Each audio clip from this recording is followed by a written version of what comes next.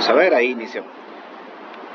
Bueno, como saben, los temas de álgebra 1 y álgebra 2 son, entre comillas, conocimientos previos, ¿verdad?, del colegio, pero allá se ven de forma más pausada.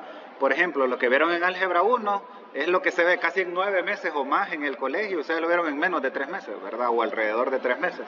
Entonces, esa es la gran presión que tienen acá, a pesar de que ya lo hayan visto. Álgebra 2, pues continúa con eso.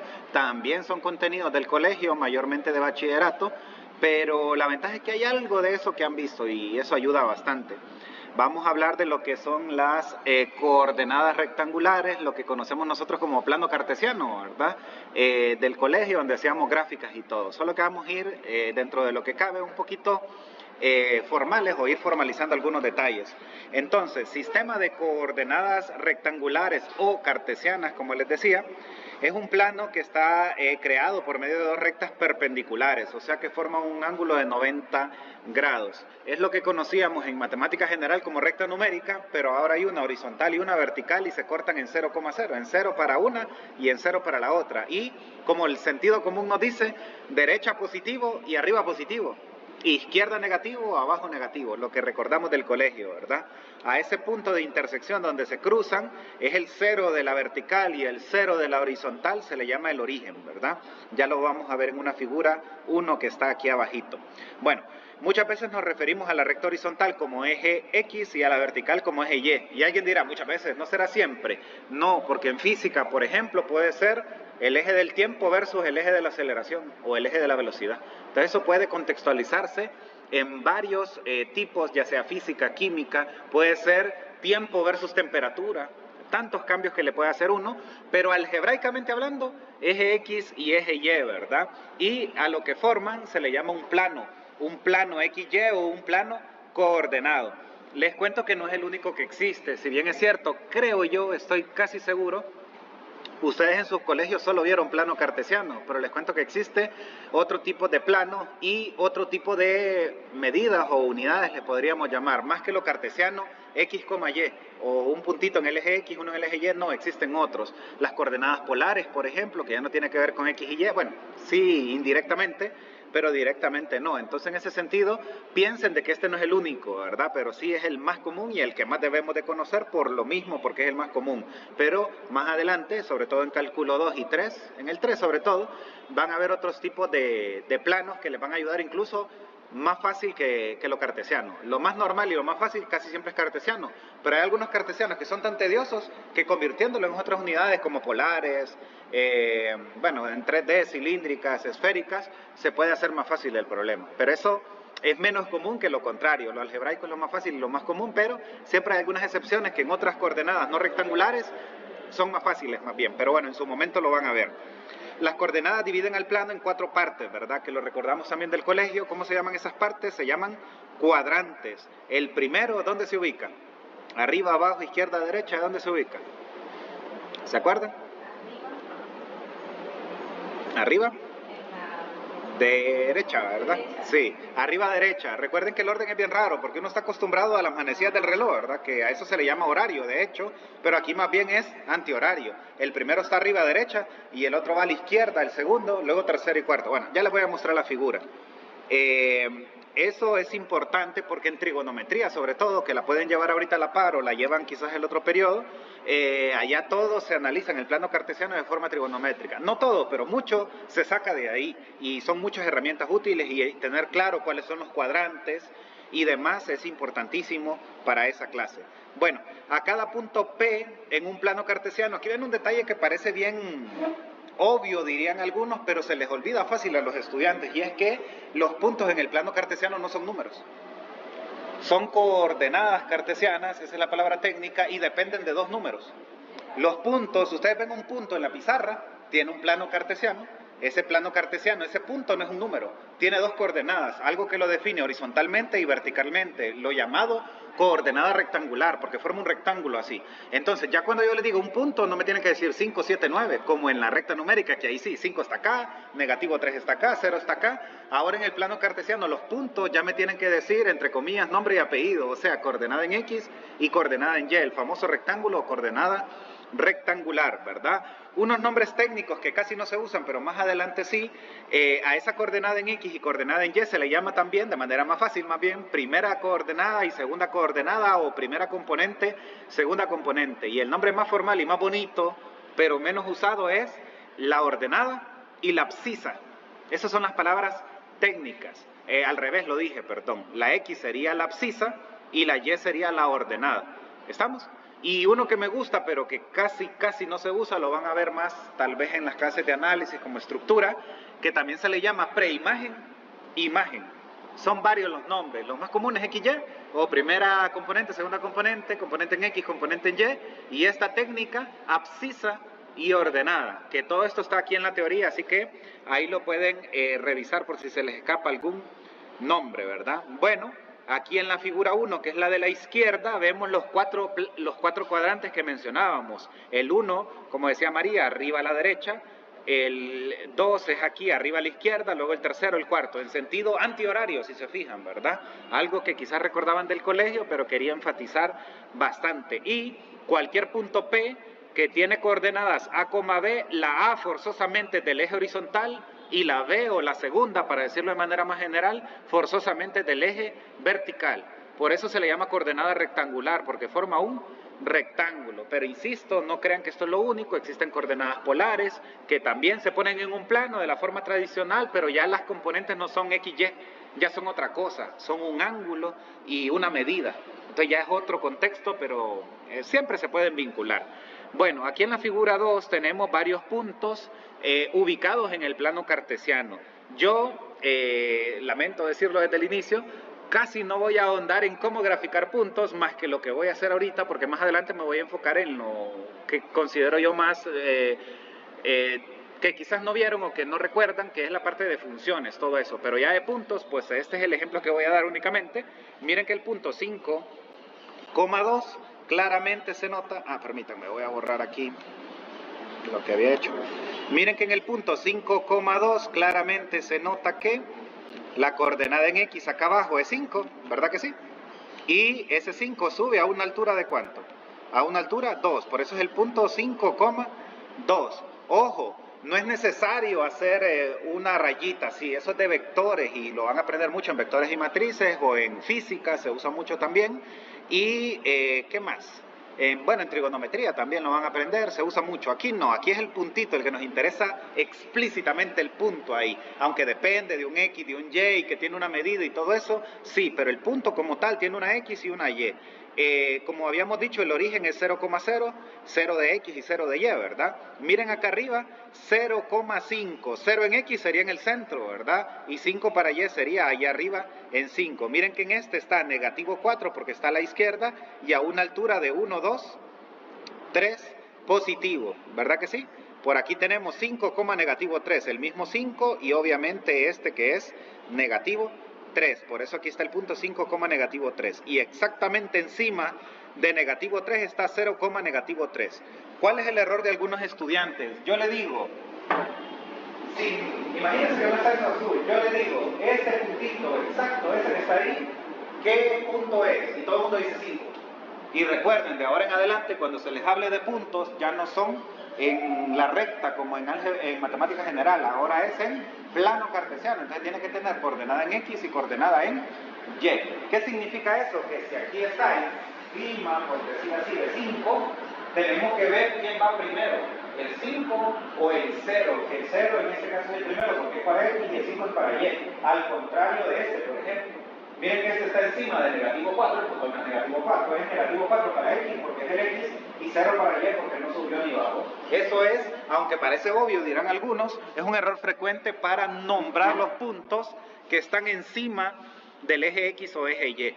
¿Cuál es un detalle importante? Si el punto está encima del eje X o del eje Y, uno es 0, o la X o la Y. Si está encima del eje X, la Y es 0. Si está encima del eje Y, la X es 0. Y me adelanto, a eso se le llaman interceptos, si se acuerdan, ¿verdad? Tienen ese nombre, interceptos. Bueno, avanzando, ya sabemos cómo se grafica puntos, ¿verdad? Solo es buscar la X en el eje horizontal, la Y en el eje vertical. Eso por suerte no ha sido un problema para mí en álgebra 2. El problema es lo demás, el tipo de función y los elementos. Pero graficar puntos nunca ha sido un problema y espero no sean la excepción ustedes, ¿verdad? Bueno, quiero que observen bastante esta tercera figura, este tercer plano cartesiano.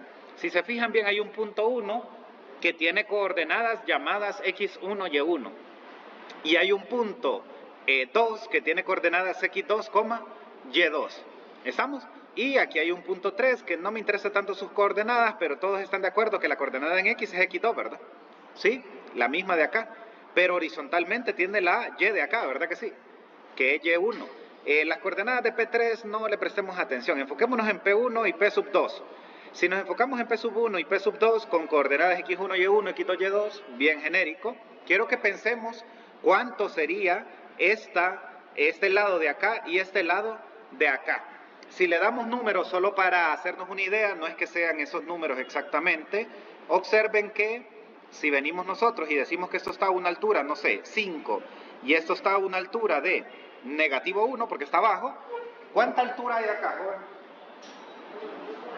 Con sentido común diríamos, acá hay 5, y aunque este sea negativo, pero en medida serían 6, ¿sí o no? Pero miren que esa es una fórmula que nos ayuda a encontrar toda la altura. Sería 5 menos negativo 1, que se vuelve suma, y se hace 6. Miren qué bonito. Esto puede cambiar a un número más grande, esto puede cambiar a otro número negativo, y siempre la fórmula funciona. Y ahora mírenlo horizontalmente. ¿Qué pasaría si nosotros por acá, no necesariamente es negativo 1, yo lo estoy poniendo porque lo miro bien pequeñito aquí a la izquierda y abajo, y este número es 4, por ejemplo?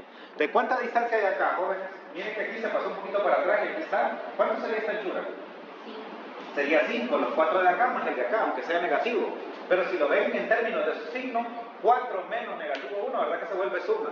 Entonces yo puedo medir que todo esto mide 5 y que todo esto mide 6.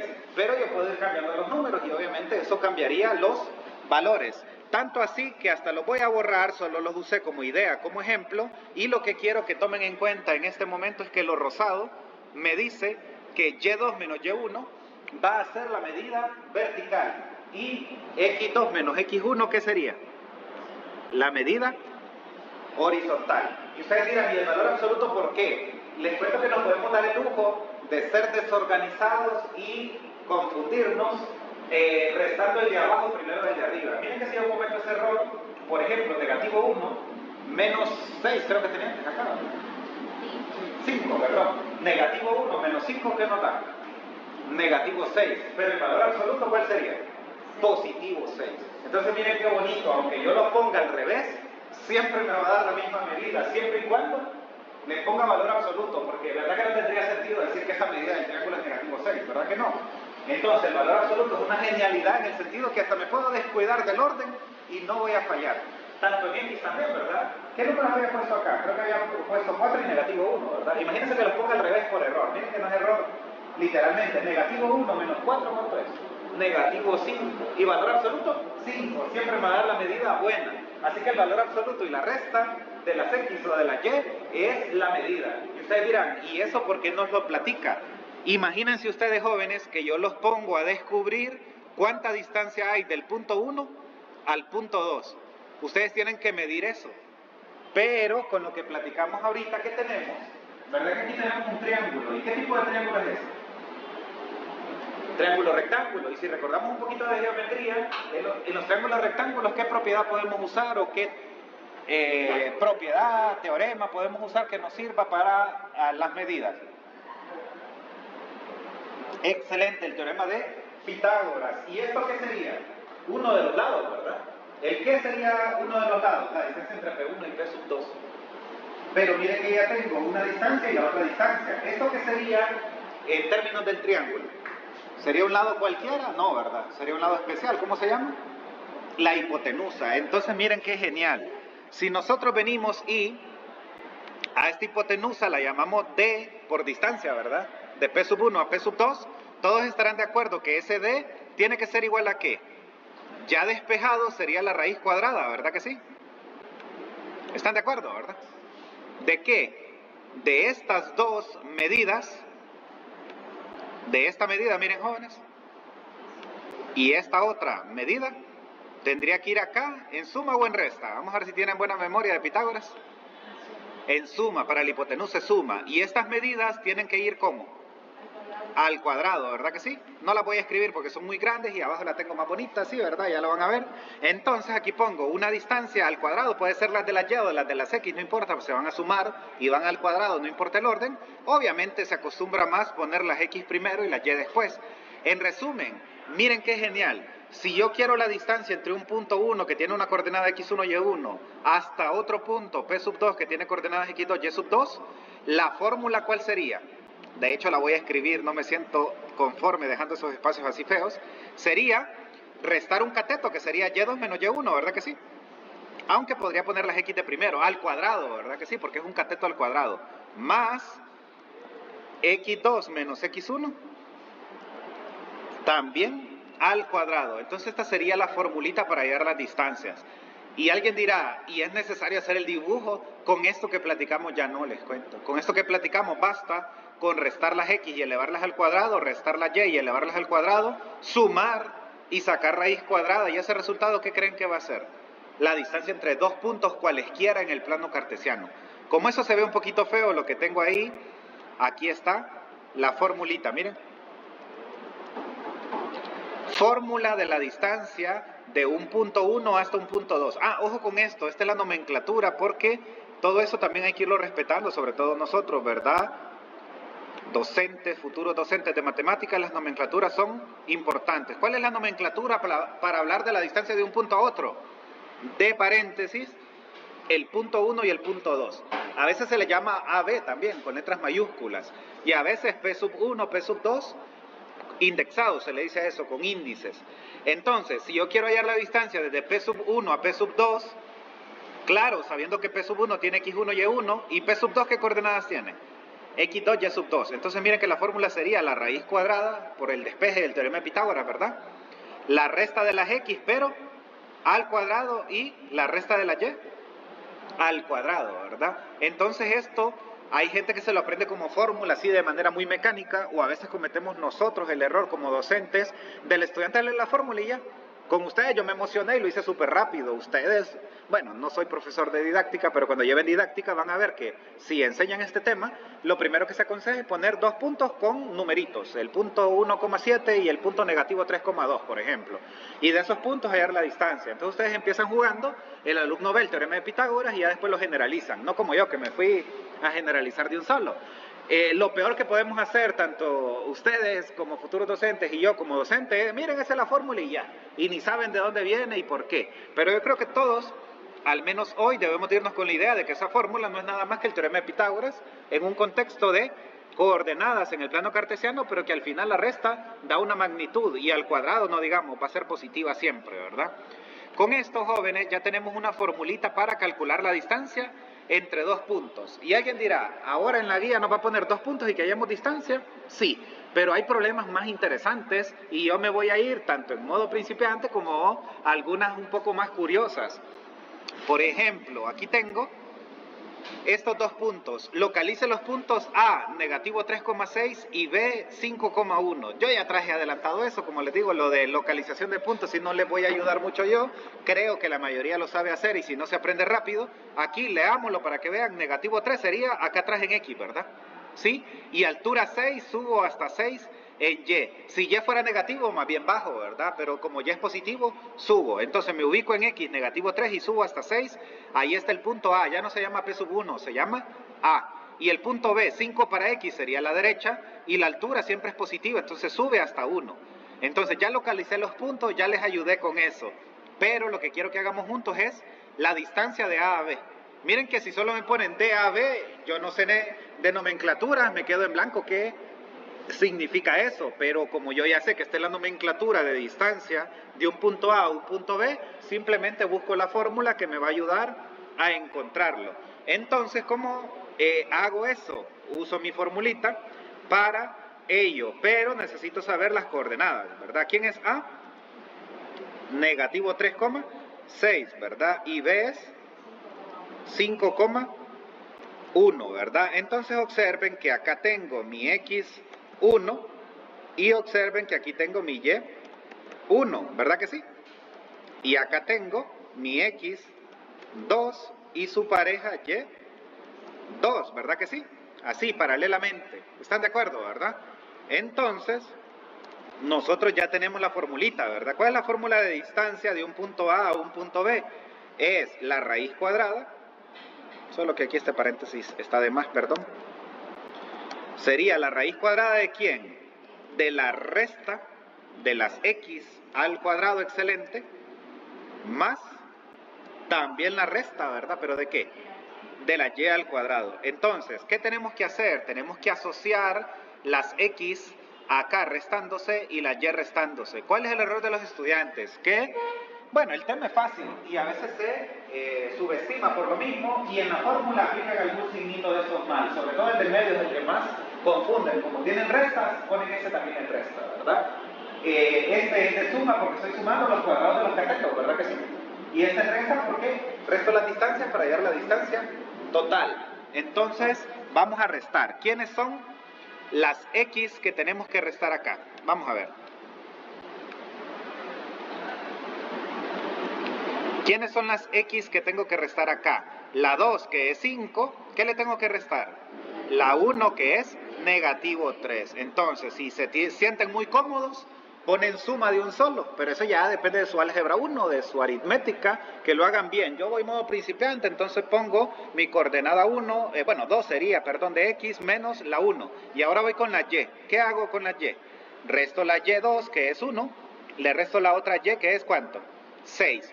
Y alguien dirá, de hecho a mí se me olvidó, perdón, ¿qué pasó con el valor absoluto? ¿Verdad que se me olvidó? ¿Se acuerdan que tenía valor absoluto? Les cuento que se lo quité porque, aunque esto dé positivo o negativo, el valor absoluto me lo convertía en positivo, ¿verdad? Pero yo no lo pongo, ¿por qué? Porque aunque sea negativo o positivo y no tenga el valor absoluto, al cuadrado se hace positivo.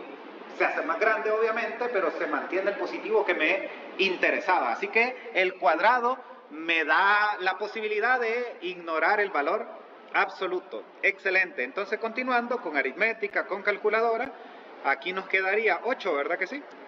Y aquí nos quedaría negativo 5, que no importa porque al cuadrado, bueno, este sí es un error que cometen y eso es un pecado a mi parecer, porque todos sabemos que un negativo al cuadrado, ¿cómo tiene que dar eso? Positivo 25. Si no se quieren complicar la vida, respeten los paréntesis como nos ven acá, la raíz, y se los va a dar la calculadora. Pero si tienen calculadora de la viejita como yo, tienen que meter un paréntesis extra para atrapar todo, porque la calculadora viejita, si ponen raíz y paréntesis, cierran cuadrado y suman, la raíz solo va a atrapar al primero y no al segundo. Entonces, si es de la viejita como la que yo tengo, tendré que poner un paréntesis extra para que atrapa todo esto y sepa que la raíz es de todo. ¿Cuál es la mala noticia?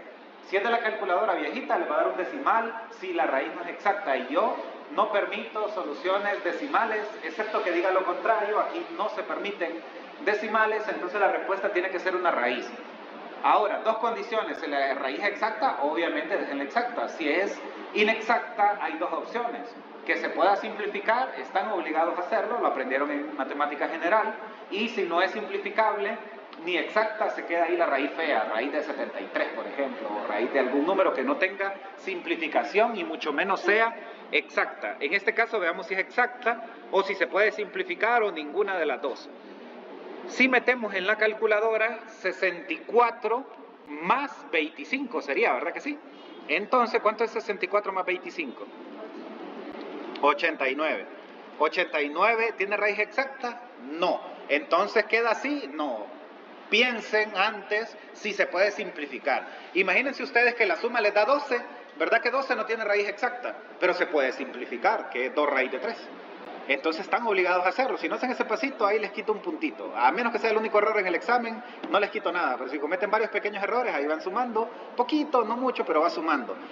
Para que tengan toda la nota, tiene que estar perfecto y eso implica que hay que simplificar. Pero este no tiene ni raíz exacta ni simplificable, entonces ahí nomás queda, ¿verdad que sí? Pero porque no tiene. Si tuviera, estoy obligado a hacerlo. Entonces, jóvenes, entre A y B hay una distancia de raíz de 89. Y ustedes dirán, así se deja la respuesta. En un contexto entre matemáticos como nosotros, sí se puede, pero ya sea con físicos o algo de cálculo como un ingeniero, ya se dan en decimales, ¿verdad? Porque yo no voy a decir que una puerta tiene una altura de raíz de 89, ¿verdad? Ya tengo que decir que es 9 punto y algo en centésimas o milésimas, o los arquitectos que usan hasta, no sé si usan hasta micro, pero milímetro es lo más que usan ellos, ya me acordé, porque usan unos... ¿cómo se llaman estos? Bueno, usan unas como reglas, pero ya con milímetros también. Entonces, ahí sí a ellos se les permite decimales, a ustedes no, porque aquí estamos queriendo dar el valor exacto. Entonces, como queremos dar el valor exacto, se deja la raíz, porque aquí no estoy quitando decimales, no estoy redondeando ni para arriba ni para abajo, sino que está el valor perfecto. Entonces, miren que ya se ubicaron los dos puntos, ya se localizaron y ahora ya encontramos la distancia. Entonces, como encontramos la distancia, si no es exacta, pues así déjenla en el examen, en la guía, y no hay ningún problema. Si la dejan en decimal, les podría quitar puntos, a menos de que antes del decimal dejen la raíz de 89, ¿verdad? Pero si solo meten toda la calculadora y les da tanto decimal y no me hacen ninguna simplificación, ahí sí les quitaría algunos puntitos, ¿verdad? Bueno, continuamos entonces. Quedó inmensamente grande esto. Bueno, después le doy formato. De hecho, ni lo ha cargado ahí. Después lo vamos a ver. Ok, continuemos ya con un ejemplo no tan sencillo de una simple distancia, sino cómo el concepto de distancia nos puede ayudar a algo más interesante. Vean este problema. Este problema, el anterior y el actual, literalmente lo saqué de Sokowski, y dice, demostrar que un triángulo es un triángulo rectángulo. Dice, inciso A, localiza los puntos A, B y C, son 3 puntos, y demuestre que el triángulo es un triángulo rectángulo. Y no bastando con eso, también nos piden que encontremos el área. Entonces miren que nos mandan a repasar un poquito de geometría. Son básicos, pero a veces se nos olvida. Por ejemplo, cómo se despeja en el teorema de Pitágoras se nos puede olvidar, o la fórmula del área de un triángulo se nos puede olvidar, pero aunque suene feo, se nos manda, se nos obliga a repasar eso. Aquí lo vamos a hacer juntos, en la guía hay uno similar, entonces con este que hagamos juntos se van a sentir identificados. ¿Qué es lo primero que vamos a hacer entonces? Localizar los puntos. Como eso yo lo considero un tanto básico, lo voy a hacer, ¿verdad? Pero ya lo traigo listo, solo se lo voy a platicar, sería en todo caso. Entonces voy a localizar estos puntos A, B y C. ¿Y dónde localizo esos puntos? En un plano cartesiano, por supuesto, y ahí los tengo, miren. Bueno, lástima que no se ve, voy a minimizar un poco. Entonces, ahora creo que sí se va a ver. ¿Quiénes son los puntos, jóvenes? A es negativo 1,3, ¿verdad? Entonces aquí está A, negativo 1 a la izquierda y negativo 3 no sube, más bien baja porque Y es negativo, baja aquí a negativo 3. Vamos con B. B es 6,1, me voy hasta 6 a la derecha y como 1 es positivo, subo un poquito más acá a 1, 6,1. Y C es 2, aquí nomás, pero baja hasta negativo 5, entonces sería aquí abajo. Y con eso ya tengo los puntos A, B y C. Si los conecto A con B, B con C, C con A, se ve claramente un triángulo. Si alguien viene en el examen y yo le pido algo similar, me ubica los 3 puntos y dice, aquí es el ángulo recto o aquí o acá, y obviamente es un triángulo rectángulo, eso no es una demostración. Sé que esta no es una clase demostrativa, pero hay demostraciones algebraicas fáciles, hay demostraciones más formales que las van a llevar en lenguaje, estructura, análisis real, etcétera, ¿verdad? Pero bueno, tenemos entonces que una demostración aquí consistiría en ver cómo aplico alguna propiedad que me ayude a definir de que ese es un triángulo rectángulo. Y aquí quiero ponerme un poco filósofo, presten mucha atención. Todos sabemos que si un triángulo ya es rectángulo, yo le puedo aplicar el teorema de Pitágoras, ¿sí o no? ¿Qué dice el teorema de Pitágoras? Que elevando al cuadrado la hipotenusa va a ser igual a la suma de los cuadrados de los catetos. Pero les cuento que existe algo que se llama el recíproco del teorema de Pitágoras. Recíproco significa al revés. Y ustedes dirán, ¿qué es el recíproco del teorema de Pitágoras? El recíproco del teorema de Pitágoras dice esto. Bueno, se lo voy a leer de normal primero. El teorema de Pitágoras normal dice que, véanlo bien así, miren, si un triángulo es rectángulo, o sea, tiene su ángulo recto, cateto, hipotenusa, si ese triángulo es rectángulo, el teorema de Pitágoras dice que elevando la hipotenusa al cuadrado, el más grande, es igual a la suma de los catetos del cuadrado. Eso ya lo aplicamos hace poco. ¿Qué dice el recíproco? Dice al revés. que si un lado al cuadrado es igual a la suma de los cuadrados de los otros dos, entonces el triángulo es rectángulo. ¿Entendieron la diferencia? A mí me pueden dar un triángulo y yo no sé si es rectángulo. Le aplico el teorema de Pitágoras entre comillas, o sea, al lado más grande lo elevo al cuadrado y veo si es igual o no a la suma de los cuadrados de los otros dos. Si se cumple, entonces es un triángulo rectángulo, y si no se cumple, no es rectángulo. Eso es el recíproco del teorema de Pitágoras, es el que vamos a aplicar en este problema. ¿Cuál es el lado que se ve más largo? Es un poco subjetivo, ¿verdad? Pero lo podemos visualmente ver y decir, bueno, voy a ver si el más grande al cuadrado es igual a la suma de los más pequeños. ¿Quién es más grande? ¿AC, CB o BA? Un poco difícil, ¿verdad? Pero yo creo que compartirán conmigo que el que se ve un poquito más largo es AB, ¿verdad? O sea que este parece el ángulo recto, pero ustedes no pueden asumir eso porque les están pidiendo demostrarlo. Entonces demostrar significa que ustedes tienen que de alguna manera mostrar que eso se cumple. Entonces miren qué bonito, aquí les traigo lo que les decía en palabras hace unos segundos. Demostraremos que el triángulo es rectángulo usando el recíproco del teorema de Pitágoras. ¿Qué significa eso? Que el lado más largo al cuadrado tiene que ser igual a la suma de los cuadrados de los lados más cortos. Si eso se cumple, entonces es un triángulo rectángulo. ¿Verdad que el lado más largo es el AB? Y si no estamos seguros, pues cuando se encuentre van a ver cuál es el más grande. Los más cortos son los otros dos. Entonces vamos a encontrar esas distancias, ¿verdad? Empezamos con la distancia de A a B, que sería el lado más largo. Y luego encontramos, bueno, le voy a poner aquí el lado más largo, sería este, ¿verdad? Que se ve feo eso. Y aquí lados más cortos sería los otros dos, ¿verdad? La distancia de A a C y la distancia de B a C. Ok, entonces vamos a aplicar la formulita 3 veces.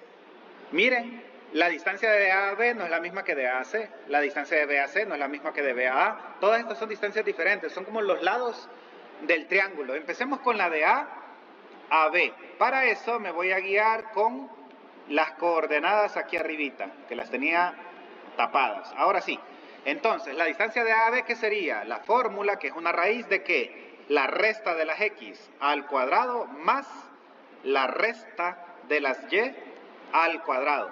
¿Estamos? Pero ¿qué X, qué Y? Las de A y de B. Entonces yo me tengo que enfocar ahorita en estas dos. ¿Estamos? Porque aquí uno se enreda fácil. Si uno mira, voltea a ver mal algún número, ya le salió malo todo, ¿verdad? Entonces enfoquémonos en ¿quién? En A y B, en este caso. Y si nos enfocamos en A y B, entonces restamos las X. La X de B sería 1, ¿verdad? Y le resto la de A, que es negativo 1. Ahora resto la Y. Ah, no, lo hice mal, ¿verdad? Resté las Y. No, una Y y una X. Miren que ya estaba empezando mal yo dándoles el ejemplo. No, la X de B, ¿quién es? 6. Y le resto la X de A, que es negativo 1. Miren que ya estaba mezclando las cosas, que es otro tipo de error común también. Ahora restemos la Y. La Y de B, ¿quién es? 1. Y la Y de A, ¿quién es? Le resto negativo 3. ¿Estamos? Excelente. Con esto nosotros ya podemos tener aquí la respuesta. Solo meten esto con paciencia y con cuidado a su calculadora.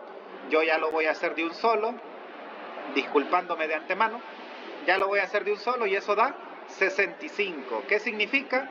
Que no tiene raíz exacta, significa que esto da raíz de 65. ¿Estamos? Ahora vamos a encontrar la raíz, la distancia de AC, que es la raíz también de sus X al cuadrado. La resta de sus X al cuadrado más la resta de ¿quién? De sus Y al cuadrado. Restemos las X entonces. ¿Pero de quién? Ojo con eso, casi se me olvida. Ahora ya no me interesa A y B, ¿verdad? ¿Quién me interesa en este momento?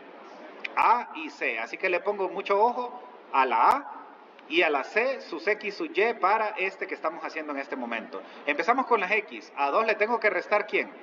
Negativo 1, ¿verdad? Entonces vengo y a 2 le resto negativo 1. Vamos con la Y ahora. Eso significa que a negativo 5 le tengo que restar negativo 3. Entonces a negativo 5 le resto negativo 3. ¿Estamos? Y bueno, ya todo esto lo hacemos con paciencia en la calculadora paso a paso, o si tienen una buena calculadora, se lo saca de un solo, ¿verdad? Yo les recomendaría que desde ya, sobre todo ustedes, estudiantes de la carrera de matemáticas, tengan una buena calculadora desde ya, ¿verdad? Para que la calculadora, lejos de arruinarles, de estresarles, les sea de ayuda más bien, ¿verdad? Esas calculadoras, si las compran pues en algún mall, en Casio, son un poquito caras, ¿verdad? Más de 800 lempiras incluso, pero si se rebuscan un poquito en Comayagüela, en el mercado, hayan una hasta por 400 lempiras y con las mismas funciones útiles. Y si quieren invertir un poquito de dinero, compren de esa de 800 porque tiene hasta para integrales definidas. Entonces es muy útil, pero bueno, ahí sí les quedó mal porque no me sé códigos ni nada de calculadoras, porque eso funciona a partir de códigos. Bueno, esta es la que estamos haciendo ahorita. Miren que da 13, lo de arriba da 13. Entonces tenemos lo de adentro, claro, sin raíz, ¿verdad? Entonces se me da raíz de 13. Y hagamos la tercera pareja, ¿verdad? Miren que acá esto da 13 porque esto se convierte en 3 al cuadrado, que es apenas 9. Y esto se convierte en más 3, menos 5 se convierte en negativo 2 al cuadrado es 4. Y 9 más 4, 13, ¿verdad? Bueno, así haciéndolo pensado. Pero en calculadora no se compliquen. La resta también de las x al cuadrado, sumado con la resta de la y al cuadrado también, ¿verdad que sí? Bueno, ahora ¿en quién me tengo que enfocar? Ahora me tengo que enfocar, hasta voy a borrar todo, me tengo que enfocar en B y C, ¿verdad? Entonces, primero las X, a esta X le resto esta X, sería 2 menos 6, ¿verdad? Y alguien dirá, ¿y si pongo 6 menos 2 es lo mismo? Solo que uno va a dar negativo, otro positivo, y aunque no sean iguales, al cuadrado sí van a ser iguales, entonces no importa el orden. Lo normal es el de adelante menos el de atrás, o el 2 menos el 1, como le quieran llamar, ¿verdad? 2 menos 6 en este caso, y en el otro caso sería la y, ¿verdad? Negativo 5 menos 1, ¿verdad? Excelente, entonces restamos negativo 5 menos 1 y nos ponemos a observar cuánto da todo esto en la calculadora, ¿verdad? Entonces en la calculadora dice que eso también da 13. ¿Estamos? No, es que pegué el mismo, perdón. Miren que no, pegué el mismo de arriba, o sea que no lo copié bien, disculpen. Ahí sí creo, espero. No, de nuevo está mal. Vamos a darle aquí copiar al modo primitivo. No me aceptan. Ahora sí, ya lo puse en el portapapeles. Ahí está. Miren, da 52. O sea que esta es raíz de 52. Si se fijan bien, ninguna es exacta y de casualidad ninguna es simplificable. Y ustedes dirán, ¿eso es suficiente? No, solo acabo de hallar los lados. De hecho, hasta no ilógico, incorrecto es llamarles catetos o hipotenusa, porque yo quiero demostrar que es rectángulo. Solo a los triángulos rectángulos se le llaman catetos y hipotenusa. Yo todavía no sé si es rectángulo. Para verificar el recíproco del teorema de Pitágoras, haremos lo siguiente. El lado más largo al cuadrado, jóvenes, este de acá, jóvenes, al cuadrado, tiene que ser igual a el cuadrado de uno de los lados cortos más el cuadrado del otro lado corto. Si se cumple, sí es triángulo rectángulo. Por ejemplo, yo puedo ponerles en el examen o en la guía, dado los 3 puntos, localícelo, dibuje el triángulo y verifique si es rectángulo o no. Aquí ya les piden que demuestre, eso significa que lo es, lo cual es malo para un alumno porque ya lo fuerzan las cosas a veces. Pero si yo lo pongo más abierto, vea si es o no es, ustedes harían lo mismito y si ven que la igualdad se cumple, me dicen que sí. Y si la igualdad no se cumple, pero lo hacen todo bien, simplemente no es triángulo rectángulo y ya. ¿Estamos? En este caso, cuando dice demuestre, es que sí, fijo, lo es. ¿Estamos? Bueno, entonces vamos a ver si se cumple. ¿Cuánto nos dio estas distancias, jóvenes? Bueno, voy a poner aquí distancia de A a C y la distancia de B hasta C, ¿verdad? Y ahora vamos a sustituir los valores. El primero, ¿cuánto nos dio? Raíz de 65, creo, ¿verdad? Al cuadrado supuestamente tiene que ser igual a raíz de 13, nos dio el primero, ¿verdad? Raíz de 13 al cuadrado más raíz de 52, que fue el último, al cuadrado. Y si observamos fácilmente, aquí da 65 porque se cancela la raíz, fácilmente da 13 acá, y fácilmente da 52 acá, y fácilmente se nota que 13 más 52, ¿cuánto es? 65. Y ustedes dirán, ¿es obligatorio que dé igual? Si me piden que demuestre que es un triángulo y que yo tengo que mostrarlo, que cumple el teorema de Pitágoras, aunque esta no es una única demostración, les cuento que hay más demostraciones. De hecho, dentro de una semana o menos, o más, bueno, alrededor de una semana, vamos a ver otro método para demostrar que un triángulo cartesiano es rectángulo, pero con un concepto de perpendicularidad, ya no con medidas. Y también en otro método. Eso es lo bonito de que en matemáticas a veces hay varios métodos para demostrar una misma cosa. Con lo cual, ¿cómo se cumple la igualdad? Entonces se cumple el recíproco del teorema de Pitágoras, ¿verdad? Con lo cual, el triángulo formado por A, B y C es rectángulo. Bueno, triángulo rectángulo, llamémoslo mejor, ¿verdad? Entonces, para que entiendan, el teorema de Pitágoras dice que si ya es rectángulo, el cuadrado de este es la suma de estos dos al cuadrado, de los catetos. Al revés, yo tengo un triángulo que no sé si cumple, no sé si es rectángulo, pero si yo agarro el lado más largo, lo elevo al cuadrado y coincide con la suma de los cuadrados de los más cortos, solo con esa información, sin saber nada de los ángulos, yo ya sé que es triángulo rectángulo. Y puedo saber incluso el ángulo recto, porque se forma entre los catetos, ¿verdad? Entre los más cortos. ¿Estamos? Entonces, con esto que acabamos de hacer nosotros, lo voy a poner acá. Ah, no.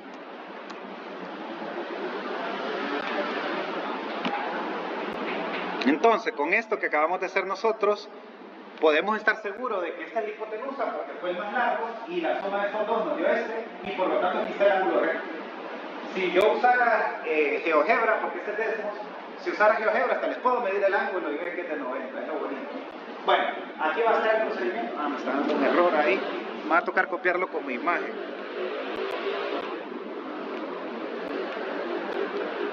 Bueno, ahí está el procedimiento. Entonces, jóvenes, este triángulo es rectángulo y aquí estaría el ángulo recto. Miren que yo no medí nunca el ángulo, pero solo con este teorema recíproco pude concluir que este ángulo es recto. Pero también se puede al revés. Si a mí me dan el triángulo y yo tengo una manera algebraica de medir este ángulo, no literalmente, porque más adelante vamos a ver que algo es perpendicular a algo, o sea, que forma un ángulo de 90 si cumple determinada propiedad. Y como la vamos a aplicar en ese momento, eso va a significar que el ángulo es de 90. ¿Y cuál es la característica de un triángulo rectángulo? Que tiene un ángulo de 90. Entonces esa sería otra forma de demostrar de que es un triángulo rectángulo. Pero eso va a ser más adelante. Bueno, continuando, jóvenes. Ah, me falta el inciso B, miren, ya estaba adelantado yo. El inciso A, ¿qué nos pidió? Demostrar que es triángulo rectángulo, pero miren que casi se me olvida el inciso B. ¿Qué nos pide el inciso B? El área. ¿Alguien se acuerda cuál es el área de un triángulo?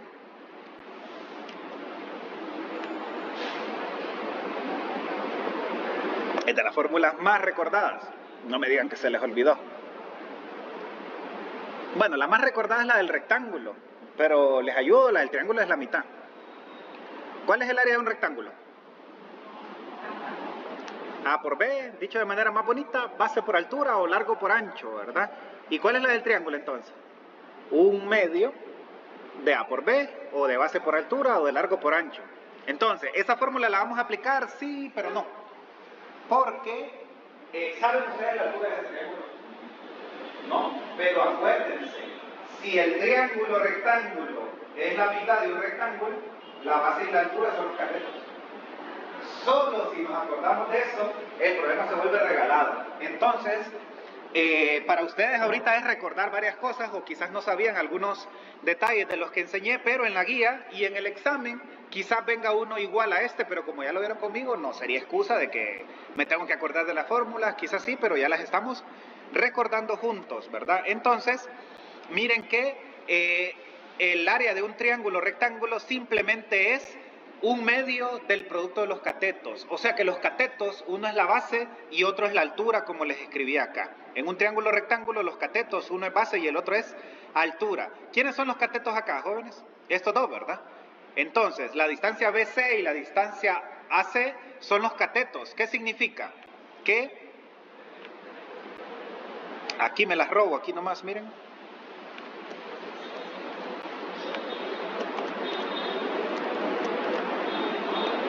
Entonces, ¿cómo? Nosotros ya tenemos esta información, ¿verdad, jóvenes? Que la distancia de AC es esta y tenemos la información también que la distancia de BAC es esta, ¿verdad que sí?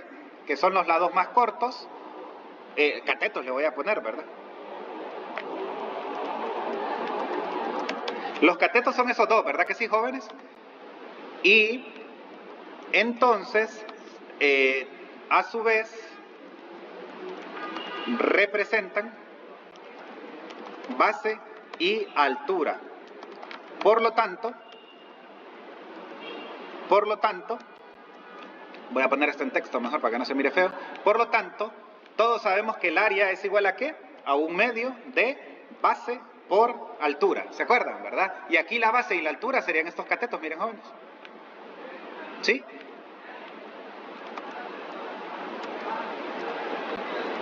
El área sería igual a 1/2 de raíz de 13, que podría ser la base o la altura, dependiendo cómo mueva el triángulo, ¿verdad? Raíz de 13 sería un cateto y raíz de 52 el otro. Y les tengo una noticia que quizás no se esperaban, digo yo. 13 y 52, ¿verdad que no tienen raíz exacta? Pero les cuento que multiplicándolos sí tienen raíz exacta. Mírenlo.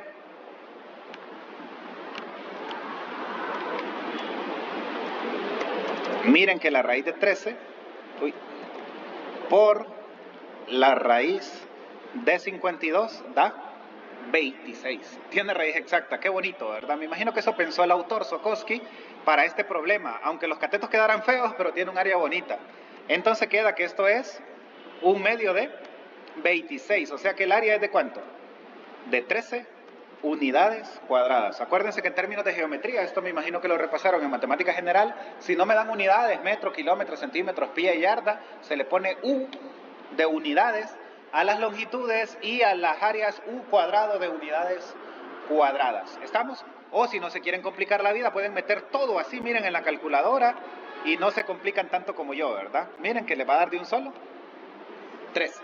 Eso significa que tiene un área de 13 unidades cuadradas. Este quedó perfecto, bonito, ¿verdad? Aunque los catetos quedaran bien feos, cumplían el recíproco del teorema de Pitágoras, pero el área quedó muy bonita, ¿verdad? Bueno, iba a avanzar un poco más en la clase, pero siento que la dejaría a medias, porque sigue algo que se llama punto medio. Entonces tendría que explicarles de dónde viene la fórmula y luego darles ejemplos, pero me voy a quedar a medias. Entonces mejor mañana hagámoslo completo esa parte. No sé qué le está pasando a esto, que está fallando, pero bueno, ni modo, sería como imagen todo lo que pegue acá.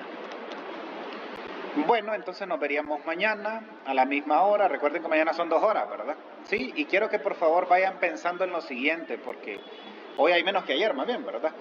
Entonces yo esperaba que estuvieran la mayoría. Me gustaría, jóvenes, como lo hice el periodo pasado, de ver si podemos recibir 2 horas de clase. Entonces no sé si ustedes pueden recibir clases de 3 a 5 o tienen clases de 3 a 4. ¿Tienen clases? Ah, bueno, ahí sí no podemos mover el horario, porque para adelante no se puede, porque me choca ahorita con álgebra 1, que voy a álgebra 1 ahorita. Para atrás era la única opción, ¿verdad?, de adelantar.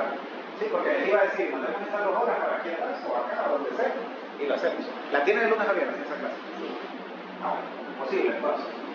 Porque para adelante ya me choca con ¿cómo se llama? Con álgebra, no se va a poder.